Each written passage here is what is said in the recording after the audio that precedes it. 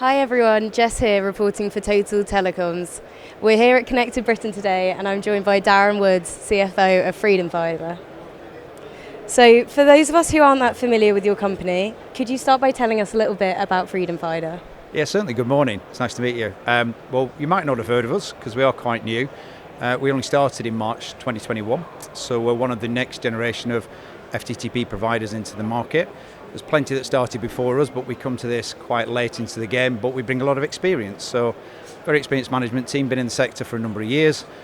Started the business in order to try and create a network for the future, amongst others that are trying to create that alternative network to compete against BT's monopoly.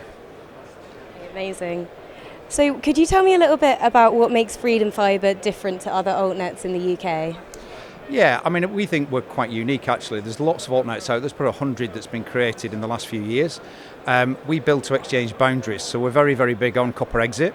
We're trying to support the country in its move off copper onto fibre, and we think the most efficient way of doing that is by building to exchange boundaries, by creating a resilient network so that the consumers and businesses can rely on it and give a really stable service. So in the build areas we've completed in our early days, we've built 97% plus of the exchange boundaries. And that allows us then to talk to the national ISPs. We have a wholesale agreement with TalkTalk, but we expect to onboard others to help them get out of copper exchanges, which is a huge win for them, cost saving, and a huge benefit for the consumers that we offer the service to. Fantastic. And what role do FFL and other altnets have in delivering a connected society? I mean, I think the one wonderful thing about this sector is that there's been so much money come into the sector in the last few years. So if you did listen to the keynote speeches yesterday, they estimate there's about 30 billion of investment come into this sector, which is incredible. So up until this point, obviously, BT Openreach had the monopoly. So if you wanted broadband, you could only really get it using the copper that BT offered.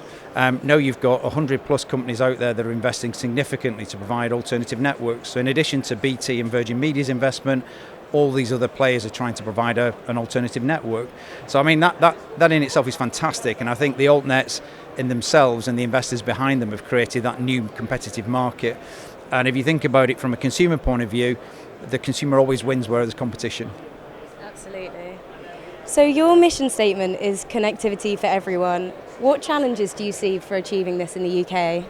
Well, we're extremely passionate about making sure that everybody gets access to gigabit products and a connected society. It's a great leveller, and the government's levelling up. We absolutely support the fact that irrespective of how much you earn and where you are on the social strata, you've got the opportunity to get involved in Connected Britain. So, one of the challenges we see is that we're one of the few altnets that are building to exchange boundaries to really get off copper onto fibre. Lots of other outlets are building, but they're really looking at small, dense areas, or they've got a different build strategy that doesn't really help people get off copper. And what we don't want is the country to be left kind of half pregnant, where you've got half the country on fibre and half on copper, because ultimately somebody's got to pay for that, and sadly it will be the consumer that pays. So I think the big challenge is really getting off copper as quickly as possible. And in my speech yesterday on Connected Society, we outlined 3 or 4 things that could help from a government point of view, from a DCMS and Ofcom point of view, but as well as within the industry, where we have to really work together to get away from copper and onto full fibre, because the benefits are immense. I mean, the environmental benefits, I've heard numbers quoted over the last few days where it's 80% less energy consumed using full fibre. Yeah, so in a society where we're looking for environmental benefits, and obviously the cost of energy is rising, there are many, many benefits of getting onto fibre. That's fantastic. Thank you so much for speaking with me, Darren, and enjoy the rest of your day here. Thanks for your time. Thank you. Thank you.